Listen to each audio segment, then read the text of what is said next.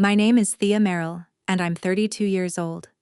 3 years ago, my mother stood in our kitchen, pointed at the door, and gave me 1 hour to pack my life into a suitcase, because my family believed I had stolen my sister's heirloom engagement ring 3 weeks before her wedding. I hadn't. But here's what none of them knew. The ring never left the house. It sat 10 feet from my mother the whole time she was accusing me, and it stayed there for 3 years, patient as a Michigan winter, while I slept on a friend's couch and my family toasted holidays without me. What happened when they finally found it, and what I said at the dinner my mother threw to fix everything, is the reason her kitchen table now has an empty chair where I used to sit. Welcome back to Calm Drama Stories, where family secrets come to light and quiet women find their voice. If stories about truth, patience, and hard-won boundaries speak to you, you're in the right place. Drop a comment telling me where you're listening from, and be sure to subscribe. Now let me take you back to the September everything fell apart. 8 months before that September, I gave up a perfectly good apartment and moved back into my childhood bedroom, twin bed and all. My grandmother Ruth, my dad's mother, had a stroke in January. It took the strength from her left side and started quietly stealing her memory, and my parents needed help they would never ask for out loud. I'm a nurse. Emergency room, night shift, 9 years on my feet. So I did what I always did in our family. I showed up with a duffel bag and a schedule. Nights at the hospital, mornings with grandma. Pills at 8, oatmeal at 9, her stories at 10, the same 3 stories. A little more worn each week, like stones in a river. I didn't mind. Ruth was the softest thing our house ever produced. She kept lavender tissues on every surface she owned, tucked them up her sleeve, folded them around her glasses, her rosary, her butterscotch candies. Little parcels of things she loved, wrapped for safekeeping. We found them everywhere, like Easter eggs. In our family, I was the useful one. Madison sparkled. I stocked the pantry. Madison called on birthdays. I drove to appointments. I had learned early that love in the Merrill house was a ledger, and I paid my line every month without being asked. I had also just crawled out of a broken engagement a year and a half before, so I knew exactly how it feels to slide a ring off your own finger and hand a future back. I thought that was the worst thing a ring would ever do to me. The house on Fairview Street had other plans. That spring, my sister Madison got engaged to Grant Whitmore, and my mother started ironing the good tablecloth on Tuesdays. In our town, Whitmore isn't a name, it's a weather system. Whitmore Auto Group, 4 dealerships across 3 counties, and the family name painted on the scoreboard at the high school field. Grant himself was fine, pleasant, forgettable, held doors. His mother, Vivian Whitmore, wore pearls to the farmer's market. The ring Grant gave Madison was that family's crown jewel, an old European cut diamond that had been on 3 brides' hands since before the war. The kind of stone that makes women lower their voices. It hadn't been appraised in decades. The insurance appointment was booked for after the wedding. Hold on to that detail. My mother, Carol, came alive that spring in a way I had never seen. 20 years as PTA treasurer, the woman who kept the church bake sale solvent, and now her daughter was marrying up. She rehearsed the shower menu twice. She bought guest towels nobody was allowed to touch. And she started saying the sentence that would organize the rest of our lives. What will the Whitmores think? She said it about the gutters. She said it about Dad's truck in the driveway. She said it once about my scrubs, and we all laughed, me included. It sounded like nerves. It sounded harmless. The way a dripping faucet sounds harmless until you learn the floor is rotting under it. I had no idea that question was about to cost me my house key, my sister's wedding, and 3 years of my life. Neither did the quiet little vent in my grandmother's bedroom floor. The bridal shower was the 3rd Saturday in September, at our house on Fairview Street, 24 women balancing cake plates on their knees. We reconstructed that afternoon so many times afterward that I can walk it like a museum. 2 o'clock. Madison runs upstairs to Grandma's room because Ruth wasn't strong enough for the crowd, and Madison, to her credit, wanted her to see the ring. She sits on the edge of the bed. Ruth's hands are cold, so Madison pumps rose lotion into them and works it in, and the ring goes into the little china saucer on the dresser, the one that held bobby pins when I was a girl. The dresser stands against the wall, beside the window, directly over a floor register as old as the house, a cast-iron grate with louvers, pretty as a postcard and dark as a well. 2:10. My mother calls up the stairs. Cake time, photos, come down, come down. Madison kisses Grandma's forehead and goes, hands still slick, ring still in the saucer. 2:30. I come up the back stairs with Grandma's afternoon pills. She had a tissue out, folding it around something with great ceremony, the way she wrapped her glasses and her candies. I remember saying, "Save your tissues, Grandma," and helping her with her water glass. Then I went back down to refill the punch, because useful is a full-time job. 4:00. Madison comes up for the ring. The saucer is empty. And here is the detail I need you to hold, the one nobody held that day. Nobody ever looked at the vent. Not that afternoon. Not that year. You can't see into it standing up. The louvers angle the light away. The police would have looked. But nobody called them. That decision came later, and it wasn't mine. By 4:15, the shower was a search party in floral dresses. We emptied the dresser. We stripped the bed. We shook out every blanket Ruth owned and lifted the mattress while she watched from her chair, hands fluttering, asking who lost what, sweetheart. My mother went through the trash bags with kitchen gloves, elbow deep in cake and napkins. Somebody suggested delicately that guests might check their purses in case the ring had been knocked into one, and every woman in that living room turned her bag out with a face that said she would rather be anywhere else. Vivian Whitmore arrived at 5, summoned by Grant. She didn't search. She stood in the doorway of my grandmother's room with her arms crossed like a building inspector, and she asked one question. Who was up here? The answer was a short list. Madison, before the cake. Me, with the pills. And Ruth, of course. But Ruth couldn't remember breakfast, so Ruth didn't count. That was the actual phrase, "She doesn't count," said gently, the way people are cruel when they think they're being kind. Downstairs had been a herd of witnesses all afternoon. The back stairs were visible from the kitchen. Upstairs had been me. I said so myself, plainly, because I had nothing to hide and no idea yet that honesty is a poor umbrella in a storm of embarrassed money. By 6, the guests were gone, and my mother stood at the counter with Vivian Whitmore, speaking too quietly. When they stopped, both of them looked at me at the same time. If you have ever had a room's suspicion settle on you, you know the temperature of it. It moves in like a draft, and it finds every crack a family has. The next morning, Sunday, Vivian Whitmore came back with a coffee cake nobody touched, and a piece of information she had been polishing all night. Her jeweler, her personal friend, she said, the way some people say their senator, had mentioned weeks ago that a young woman from our family had come in and sold a ring. That part was true. 5 weeks earlier, I had walked into Halstead's on Main and sold my own engagement ring, a modest solitaire from the engagement that had ended a year and a half before all this. I got $3,800, and I had the receipt in a shoebox with my tax returns, because I keep receipts the way Grandma kept tissues. I was saving for a down payment on a house. That was the whole plan. Nights in the emergency room, mornings with Ruth, and a folder at the credit union with my name on it and a future inside. So yes, there was a fresh deposit in my account. Sold jewelry, recent, documented. Now watch how fast paperwork can be read backwards.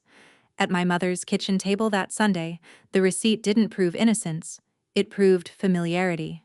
She's short on a down payment. She was the only adult upstairs. She knows how to sell a ring. She even knows the man at the counter. Vivian never accused me of anything, which would have been vulgar. She just set her cup down and observed, to the window. Well? Someone in this house knows how to sell a ring. My mother didn't answer her. That silence was the loudest thing I have ever heard my mother not say. My father studied the floor like it might open for him, and my sister looked at me, then quickly at nothing. That was the whole trial. It lasted 1 cup of coffee. I did everything right that week, and I need you to know it, Because for 3 years my family's version was that I got defensive. Monday morning, I said the sentence you're supposed to say. Call the police. File a report. Let them photograph the room. Pull the timeline. Do this properly. 2 mothers said no in the same breath. Vivian, because a police report 3 weeks before the wedding meant an item in the county paper. Questions at the club. A stone thrown into the smooth pond of the season. And, awkwardly, an heirloom that had never been insured under Madison's name. My mother, because Vivian said no first. I brought my bank statements to the kitchen table, unasked. I brought the receipt from Halstead's, my pay stubs, the credit union folder.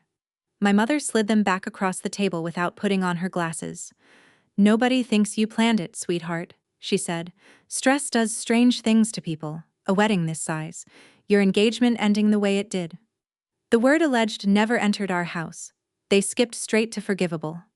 I offered to take a polygraph and pay for it myself. I had found a man in Lansing who charges $400. My mother closed her eyes like I had sworn in church. Why do you always have to make things bigger, Thea? Bigger. An investigation was bigger. A quiet confession was smaller, tidier. Done by Friday. My father, a man who could rebuild a transmission blindfolded, spent that week studying the kitchen floor like it would be on a test. On Wednesday, my mother made her final offer in the voice she used for returning things to stores. Give it back quietly, no questions, and this never happened. There was just one problem with the deal. I didn't have it. Thursday night she asked one last time, and I gave her the only thing I had. I can't return something I never took. And my mother looked at me with actual grief, real tears, the kind you can't fake, because here is the terrible arithmetic of that week. She truly believed she was choosing between one stubborn daughter and an entire future. Madison's marriage, the Whitmores' goodwill, the families standing in a town where standing is currency. She stood by the stove, gripping a dish towel like a rope, and said, I can keep this family together, or I can keep you. I can't do both. She gave me an hour. I took 40 minutes, one suitcase and a cardboard box, scrubs, the shoebox of receipts, a jar of Grandma's strawberry jam from 2 summers back. Grandma was asleep down the hall. I stood outside her door with my hand flat on the wood, and I didn't wake her. And I carry that still. Madison stayed in her room. I heard her crying through a door she did not open. It was my father who followed me to the driveway. He didn't argue with my mother. He had spent a marriage not arguing with my mother. He pressed an envelope into my hand, $200, and squeezed my shoulder once. His entire defense of me, folded into paper. I drove to my friend Dana's place across town and slept on her couch with my shoes on. 5 weeks later, my sister got married. I found out how it went from a hospital parking lot. Before we get there, let me say this. If you have ever been told to apologize for something you did not do, just to keep a family comfortable, tell me in the comments. I read everyone. And if you're staying with me until the day that vent gets opened, go ahead and hit subscribe. You'll want to be sitting down for it. The invitation never came. What came, 10 days before the ceremony, was a text from Madison, and I'll give it to you exactly as it arrived. Maybe it's better if you're not there. Just until this settles. I have read that message more times than any book I own. Not a question. Not, I believe you. Just scheduling, as if my innocence were a delivery window we could push to spring. So on the last Saturday of October, I picked up a double shift, because an emergency room on a Saturday night is the one place in America where nobody asks about your family. Around midnight, a nurse I worked with, who didn't know, held up her phone. Isn't this your sister? Gorgeous. My sister was gorgeous. White dress, borrowed veil, 7 bridesmaids in champagne satin, and on her left hand a shiny new band the Whitmores had bought in a hurry because the heirloom was officially with God. I stood in the ambulance bay in the cold and went through every photo like I was picking a scab, and I'll be honest with you about what hurt worst. My absence had been ironed flat. Nobody in those pictures looked like a family missing a daughter. The story around town, I learned later, was that I had to work. Poor Thea. Hospitals never close. My mother built me an alibi for my own exile. That was the first time I understood what I was actually up against. Calling me a thief would at least have been a story with me in it. They had a better one, where nothing had happened at all. And a family that can paint over a missing daughter in one coat, you cannot argue with. Paint doesn't listen. I lived on Dana's couch for 5 months. Dana Okafor, charge nurse, 5 foot nothing, zero sentimentality, exactly who you want when your life catches fire. She fed me, ignored my apologies, and confiscated the $20 bills I kept hiding in her coffee canister. One night in November, she found me reorganizing her pantry at 2 in the morning, alphabetizing soup like it owed me money, and she leaned on the doorframe and said the sentence a therapist would bill me for a year later. "You nurse everyone, Thea. Sit down and be nursed." I didn't know how. That's the truth this story turns on, so I'll say it plainly. Being needed was the only way I had ever felt safe, and now the people who needed me had decided I was disposable, and I had no idea who I was in a room where I wasn't useful. Christmas came. My first ever away from Fairview Street. I worked the day shift, then drove Dana's car past the old house at dusk, just once, and I'm not proud of it. The windows glowed yellow. The wreath was up. The whole postcard hummed along without me, and I didn't stop. 2 days later, my phone lit up. "Mom." I was elbow deep in an IV start and missed it. The voicemail was half a minute of kitchen sounds, a chair scraping, breathing, then nothing. She had pocket dialed me, or she had tried and lost her nerve. I'll never know which. I saved it anyway. For a year, that accidental half-minute of my mother's kitchen was the only proof I had that I ever lived there. In February, I rented a studio with a door that locked, and the lock made a sound I still love. In the spring, I made my last formal attempt to be somebody's daughter. I wrote a letter, typed, polite, 2 drafts, proposing that the family hire a licensed private investigator to look at everything fresh, the timeline, the guest list, the pawn shops, all of it. I offered to split the cost. I mailed it to my parents and a copy to Madison, and for 9 days I checked that mailbox like a woman waiting on biopsy results. The answer came back through my sister secondhand, which is how my mother preferred to lose arguments. "Mom says digging it all up again will just hurt everyone. Read that twice." The truth was now the threat. The lie had become the thing everyone needed to protect. And here is the trap, the one I want you to see clearly, because it catches good women everywhere. Every road to clearing my name ran through people who needed me guilty. A police report needed a victim willing to file one. An investigator needed the family's cooperation. Even the town gossip needed my mother's permission to change direction, and my mother had already chosen her story.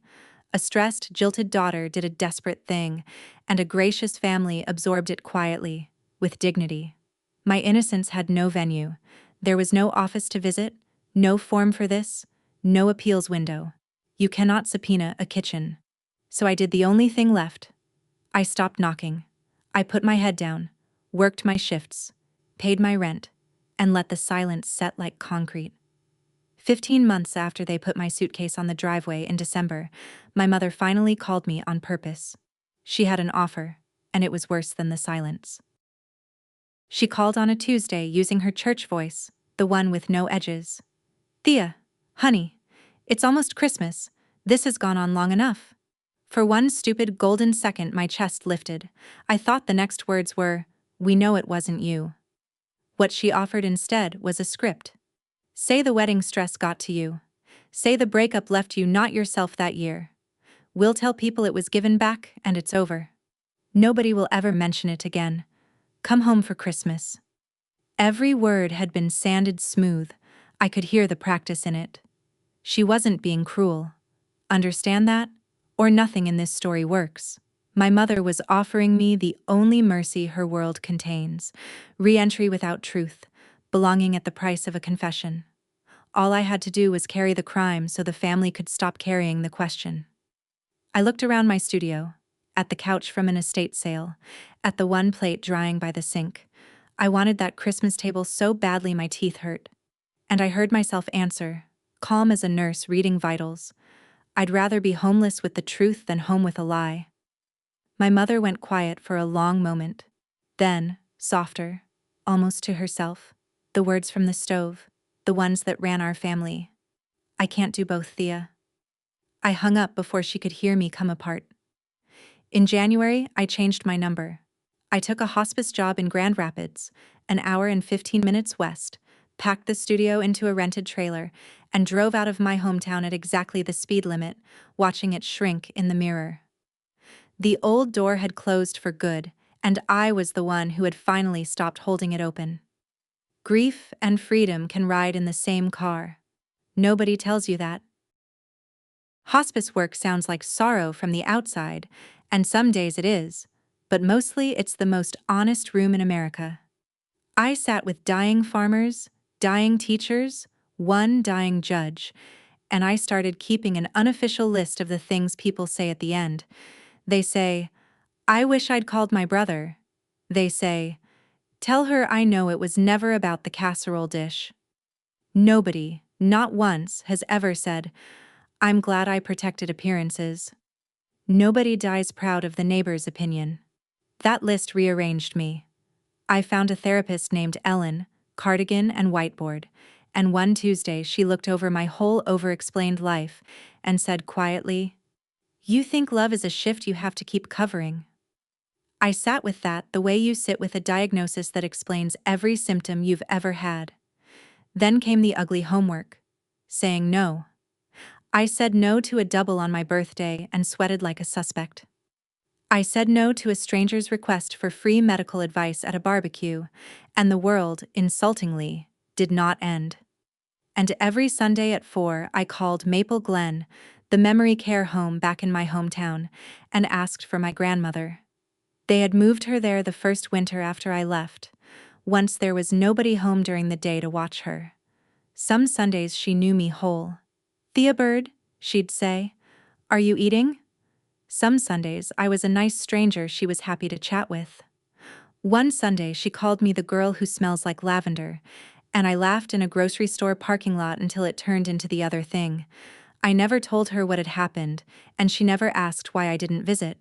That phone line was my one unbroken thread back to Fairview Street.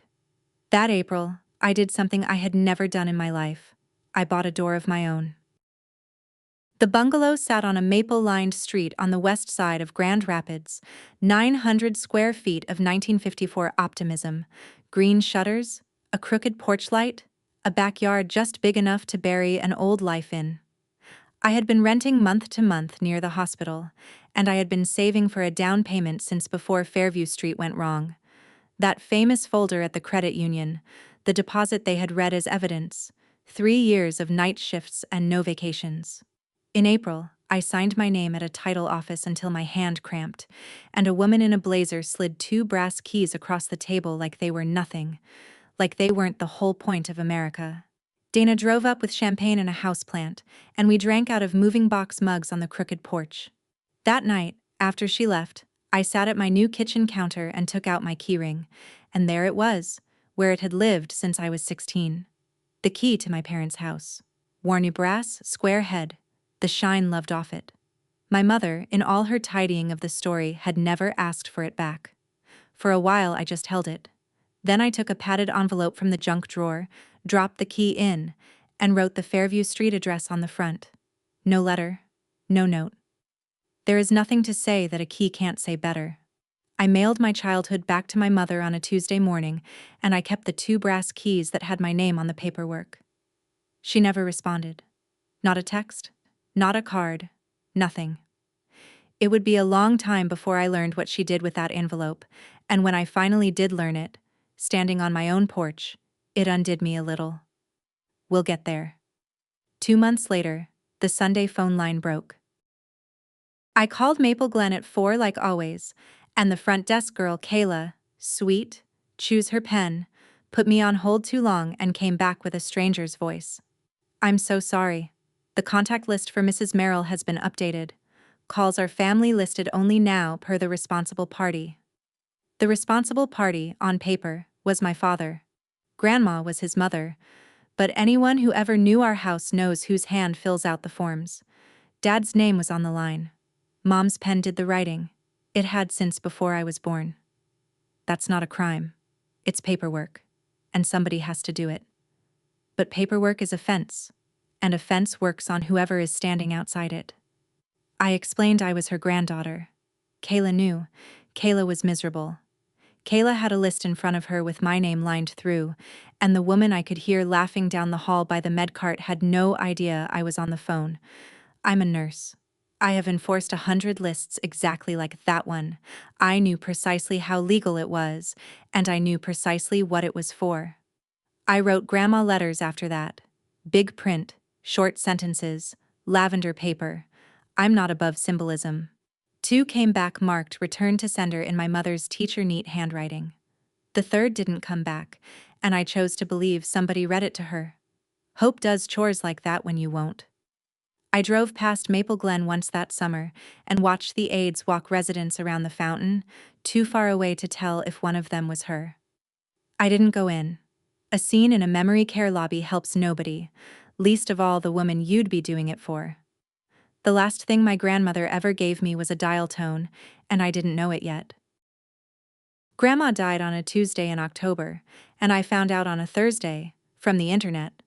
My cousin Lynn shared the funeral home's page.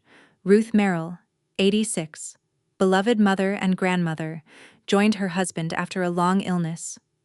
Services were held, past tense, Wednesday. They buried her before I knew she was gone. I sat at my kitchen counter reading the obituary my mother had written, and there I was, right in it, survived by 2 granddaughters. On paper, I was still family. Paper is where my family does its best work. I don't remember deciding to go to work that week, but I went. And hospice was the only building on earth that made sense. The one place where death gets looked at straight. Lights on. No story polished over it. On Friday, I held a retired postman's hand while his daughters sang to him. Off-key, both of them present. Nobody's name lined through anything, and at some point I had to step into the supply closet for a while, and that is all I will say about that. Here is what I kept from that month. Grief without a funeral is a casserole nobody picks up.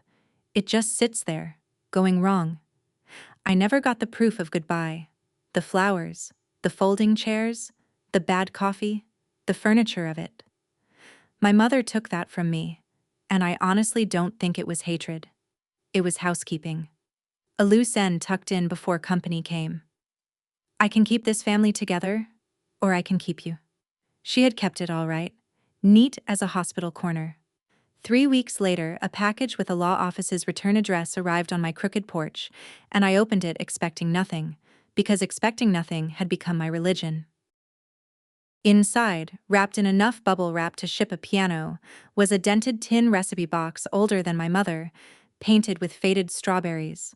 A letter on legal stationery explained, Mrs. Merrill had left handwritten instructions with her attorney, prepared years before her stroke, that certain personal things go to named people. To Thea. My recipes, because she is the only one who stirs with her wrist the way I taught her. I read that line in a lawyer's typeface, heard it in Grandma's voice, and sat down on my kitchen floor for a while. Inside were 40 years of index cards in her looping hand, church cookbook shorthand, oven temperatures for a stove that no longer exists. Her honey cake card was so grease-stained it had gone translucent at one corner, like a little window. And tucked between the hot dishes and the pies, a photograph. Me, age 7, standing on a kitchen chair in a flour-dusted apron, grinning around a wooden spoon. She had decided what I was before any of it happened. Before the ring, before the exile, my grandmother had already written it down, the one who stirs like her. Lynn called that night to check on me, and somewhere in hour 2 she told me a story I had never heard. When our mothers were girls, Lynn said, your mom's father lost the hardware store. Bankruptcy, the whole town watching. And your Grandma Pruitt made your mother walk into church that Sunday in shoes with holes in the soles, chin up, smiling. Told her, face first, feelings later. That's the sentence your mother was raised inside. I wasn't ready to forgive my mother that night, but for the first time I could see the machine that built her, and a machine like that runs until some woman on the line finally stops it. Year 3, from the street, looked like a life somebody had planned on purpose. Tomatoes staked in the backyard, the crooked porch light replaced, a mug with my name on it at the hospice nurse's station. On Sundays, I baked Grandma's honey cake from the see-through card, and the little house filled up with her kitchen. Cinnamon, scalded honey, 1965. Dana drove up one Saturday a month, and we watched bad television like scholars. I had people, chosen slowly, the way you choose them the second time around, checking the load rating on every single one. I'll be honest, some things still caught me. Mothers and daughters bickering in the grocery store, rich with each other and not counting it. A certain shade of October light. But I had stopped waiting. That's the part that matters for what happens next. I had genuinely, finally stopped waiting for Michigan to call. So, of course, it called.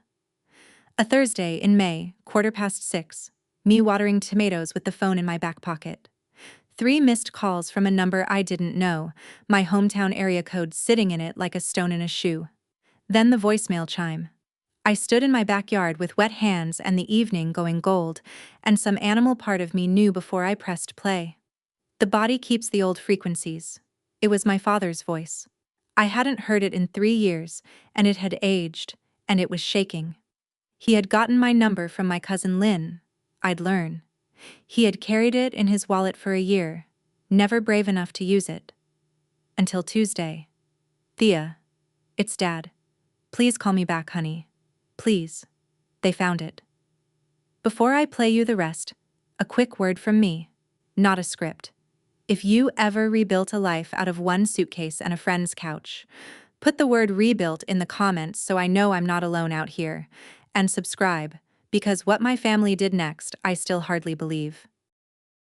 I stood in the tomatoes and called him back, and my father answered on the first ring, and the story came out of him in pieces, like he had carried it up a hill. They were selling the house. Too big now, too many stairs for their knees, a realtor with opinions. The inspection flagged the furnace, the same iron monster that had crouched in that basement since before Dad was born, and the buyers wanted it gone, along with the original ductwork. So on Tuesday, a crew came, and a duct man named Denny spent the afternoon pulling rusted runs of pipe out of the floors like bones out of a fish. Under Grandma's old bedroom, at the elbow joint below that pretty cast-iron register, something had been resting on a ledge of rust for 3 years. Denny reached in with gloves and brought out a wad of tissue, browned and brittle, mummified by 3 winters of forced air. He almost threw it in the debris bag. Almost. It had a weight to it, he said. He unwrapped it kneeling on the hallway runner, the rug I used to sled down in socks, and there, in a nest of what had once been a lavender tissue, sat the old European cut diamond that 3 brides wore before my sister. It never left the house, Thea. My father's voice went to gravel. It was under the floor the whole time, 10 feet from where your mother told you to pack. I didn't say anything for a long moment, and neither did he. 3 years of my life quietly rearranged themselves around one wad of Kleenex, and the sound I finally made was half laugh, half something that has no name I know of. Then Dad said the thing I could not have predicted. Your mother sat down on the stairs when Denny held it up. Sat right down, in front of a stranger. She didn't speak for an hour, Thea. I have never seen your mother not speak. Once you know where the ring was, the whole thing reassembles itself in about 90 seconds, and then you spend the rest of your life wondering why nobody ran the film backwards sooner. Grandma Ruth, alone with a sparkling treasure in a saucer, did what Ruth did with every precious thing in her last years. She wrapped it up safe, a tissue from her sleeve, folded with ceremony. I watched her do it. I teased her about it. Save your tissues, Grandma. And then her shaking left hand, or a nudge of the saucer, or the simple physics of a slick wad of tissue on a polished dresser edge with one direction to go. Through the louvers of a grate nobody could see into. Down an elbow of duct nobody knew was there, onto a ledge of rust where the heat rose around it every winter while cocoa got poured downstairs, while a wedding happened, while my mother mailed my letters back. There was no thief. There was never a thief. There was an old woman losing her memory, protecting a beautiful thing the only way she still knew how, and a family that needed a culprit before the Whitmores' next phone call. One of those two forces was gentle. The other one cost me everything. Madison called me that night, and I answered, mostly out of clinical curiosity about my own pulse. She was crying so hard the words came out in wet handfuls. The saucer. The vent. Grandma. Oh God, Thea, Grandma. I listened to my sister grieve the discovery of my innocence, and I noticed, with a hospice worker's detachment, what I actually felt.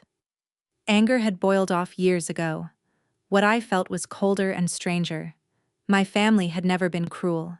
They had been in a hurry. Convenience does everything cruelty does. It just sleeps better afterward. The apologies started arriving like bills, and like bills, most of them were addressed wrong. Madison's came first, on paper, in an envelope thick enough to need extra postage, and it was a real one. I know the difference now, so let me teach it. A real apology has no ifs in it and no weather report.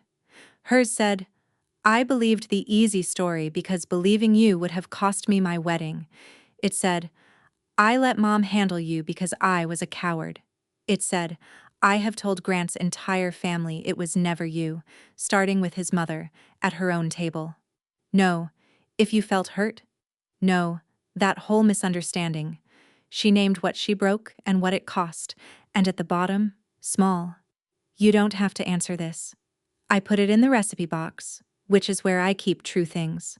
My father came second, in person, unannounced, having driven the 70-some miles with his cap on the truck seat like a man headed to confession. He stood on my crooked porch, wouldn't come in for coffee, and said the sentence he had clearly rehearsed the whole drive. I told myself staying quiet wasn't taking a side. It was. Quiet is a side. Then he told me about the envelope. My key, mailed back with no note, a year earlier. He said my mother opened it standing at the kitchen counter and went completely still. Then she walked upstairs and put my key in her jewelry box, where her mother's pearls live.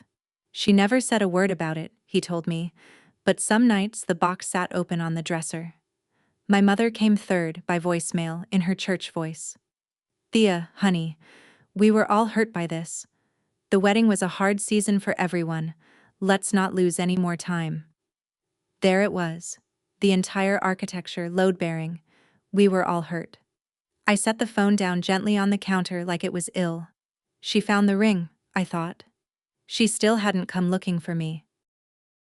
The invitation arrived a week later, and I'll hand it to my mother. It was beautiful. Heavy cardstock, engraved, peonies. A family dinner at the house on Fairview Street, one last gathering before the sale, and, printed like a menu item, in the presence of our dear friends, the Whitmores. Madison called before I had even finished reading it, talking fast, telling on everyone, including herself. It's a production, Thea. You should know that going in. Mom wants one evening that fixes it. A toast. Everybody watching us be fine. The Whitmores would be there because the Whitmores were the audience the whole show was for. Vivian had even offered, and I want you sitting down for this, to gift me a week at a resort in Arizona. For my trouble. 3 years, 1 resort week. Somewhere, an accountant was proud. Then Madison's voice changed, and she told me the other thing. I'm pregnant. 5 months. It's a girl. A long pause, both of us doing the arithmetic on everything at once. I want my daughter to know her aunt, Thea. Not the story of her aunt. Her actual aunt. I stood at my counter looking at the strawberry tin, and I felt the old machinery start up in my chest. Go. Smooth it over. Be useful. Buy the piece. You know the steps by heart. The want was so strong I could taste it. My mother's kitchen, my old chair, everyone's arms, the warm bath of being welcomed back. All I had to do was let one staged evening dissolve 3 years, and let no one is to blame stand as the official cause of death. People pay that price every day, and most never even ask for the receipt. I looked at the strawberries a while longer. Then I said, quietly enough that Madison stopped crying, I'll come. But not to their dinner. To mine. I called my mother the next morning and laid out what my attendance cost, in the voice I use for delivering hard news at work. Level, warm, no exits. I'll come, Mom. Once.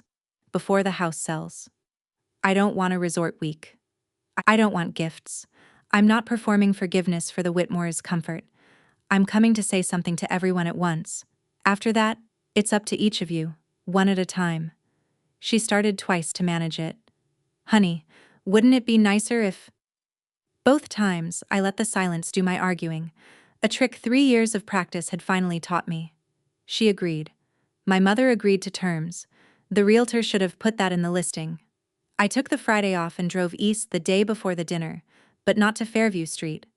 I went to the cemetery out on Route 9, past the fairgrounds, and found Grandma for the first time. Pink granite, her name next to Grandpa's. Everything tidy as her little tissue parcels. I sat right down on the grass and unwrapped a slice of her honey cake, baked that morning from the see-through card, and I ate it there and told her the whole thing out loud.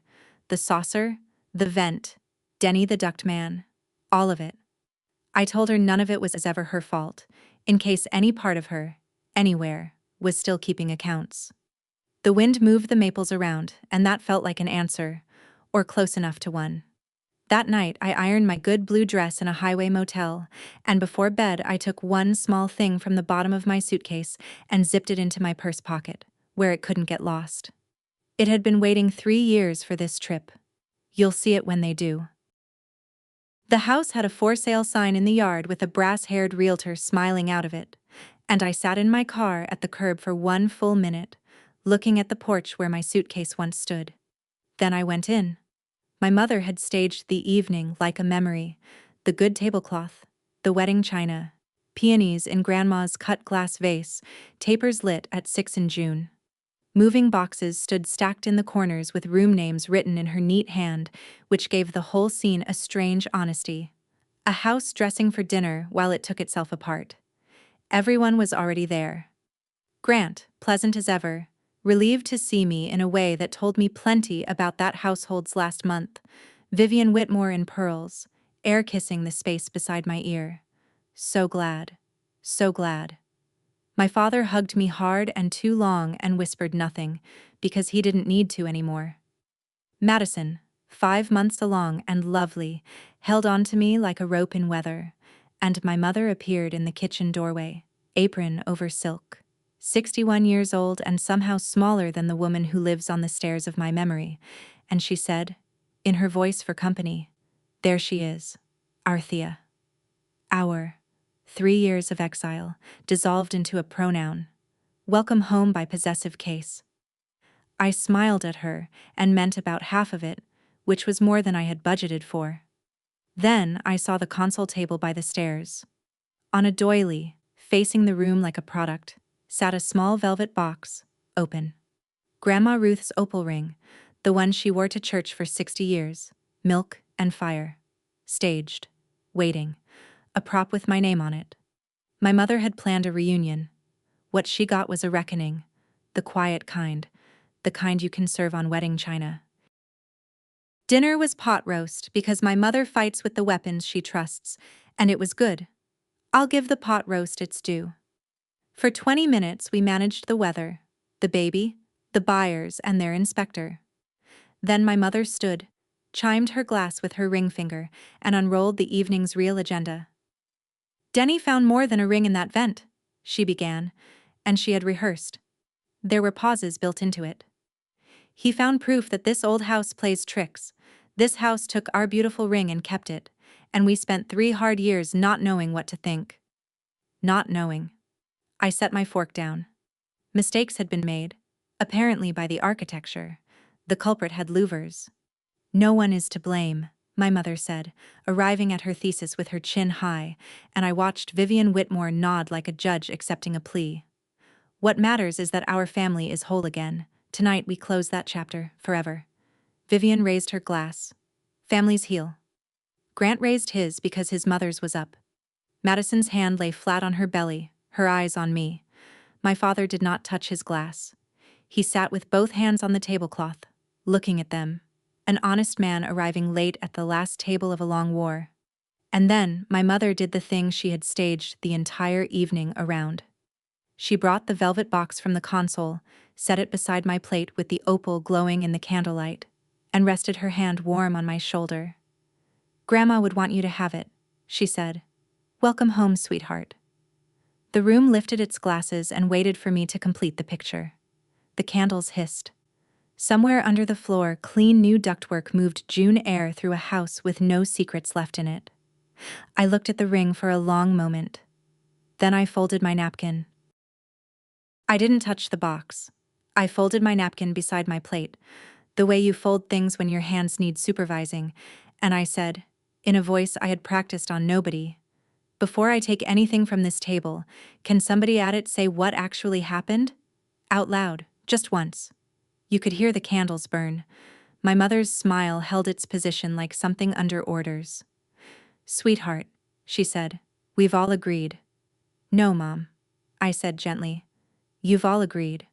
I got one letter from Madison and one sentence from Dad on my porch. That is the whole record anyone has ever offered me." Vivian Whitmore set her glass down with a click that was meant to be a gavel. "Surely," she said, "we don't need to relitigate ancient history." And 3 years of swallowed things came up in one level sentence, aimed kindly, landing exactly where I aimed it. "It's been 3 years, Mrs. Whitmore. History is what we call other people's pain when it's inconvenient at dinner." Her chin came up. The pearls shifted. Grant studied his plate with the focus of a man diffusing it. Madison made a sound, half sob, half yes. My mother's fingers found the velvet box and turned it a quarter turn, straightening it, tidying, and watching her hands.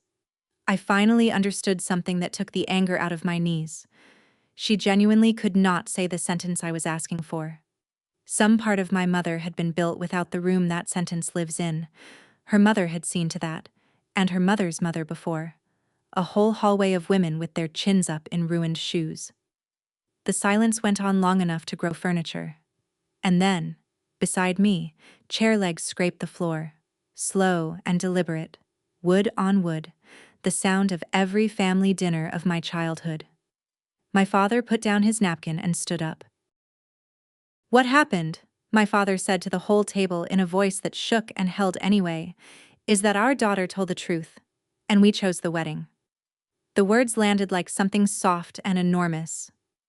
"Bill," my mother said, and this name had an entire marriage inside it. He kept going, eyes wet, big hands flat on the tablecloth. "She asked us to call the police. We said no. She showed us her bank papers. We handed them back. She told us the truth in this kitchen, and we put her clothes on the driveway. That's what happened, Carol. The house didn't do that. We did." He sat down. Nobody breathed. I looked around the table at my sister crying openly now, at Grant frozen mid-thought, at Vivian recalculating the season, at my mother's hand gone still at last on the little velvet box, and what rose in me was not triumph.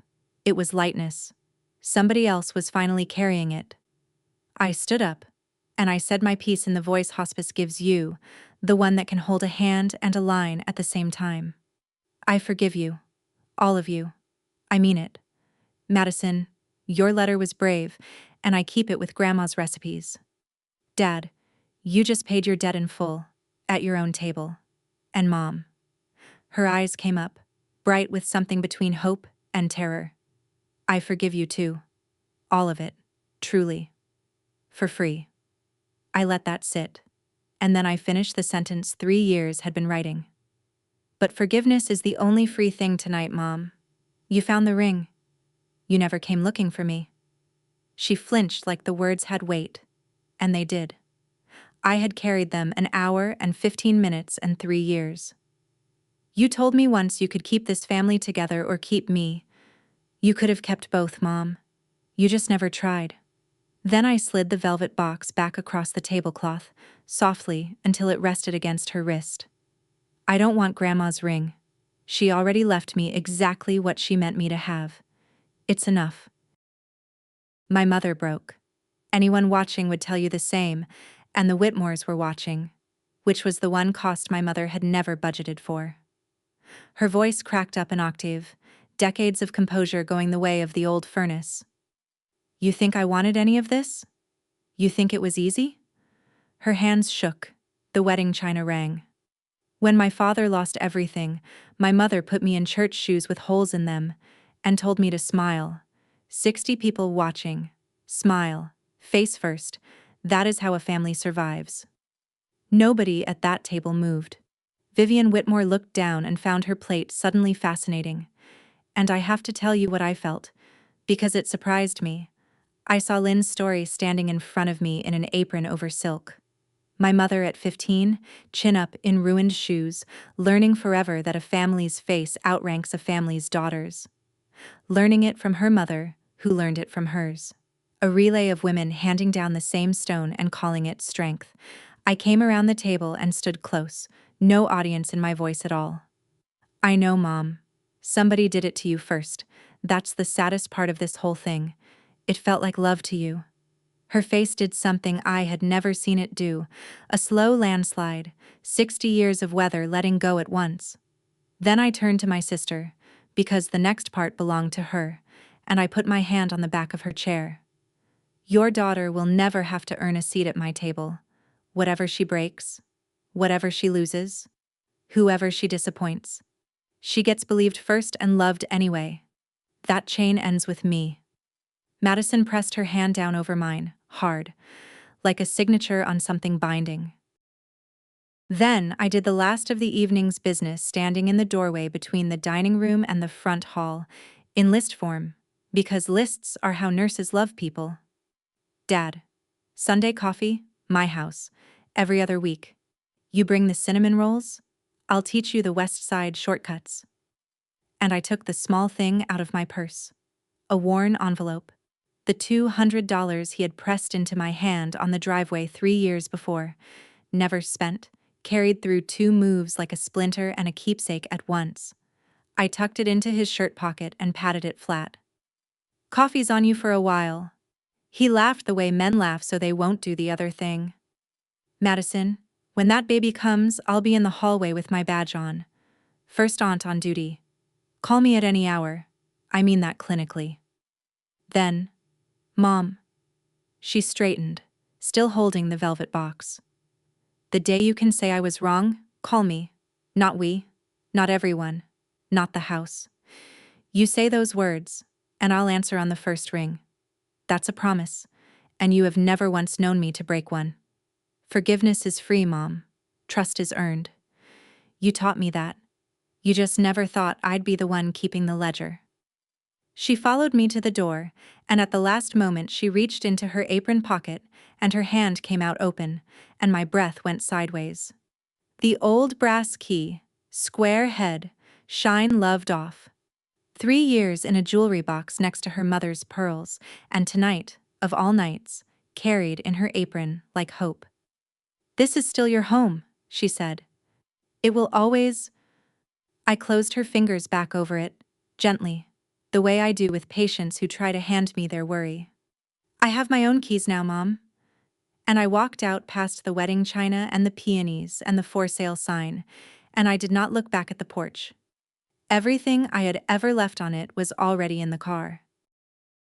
The house on Fairview Street sold in August to a young family with a stroller and a golden retriever, and the new owners, I'm told, are painting the kitchen yellow. The furnace works beautifully. It should. It cost my parents a ring's worth of secrets.